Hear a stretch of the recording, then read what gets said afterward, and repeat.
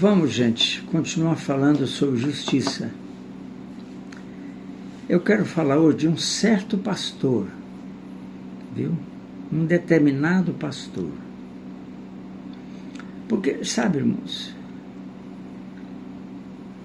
cabe a mim, sacerdote,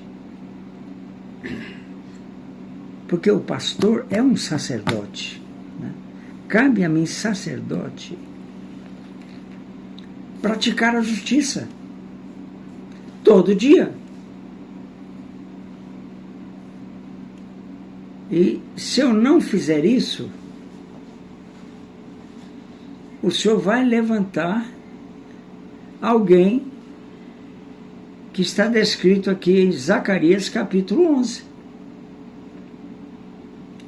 Como eu posso praticar a justiça? É aquilo que eu falo, mas é mais do que tudo, é a minha oração, é a minha intercessão. Mais do que tudo. É claro que eu vou falar, eu estou falando sobre justiça, né? Aqui para vocês, né? E essa palavra deve ser divulgada o máximo que você puder, né?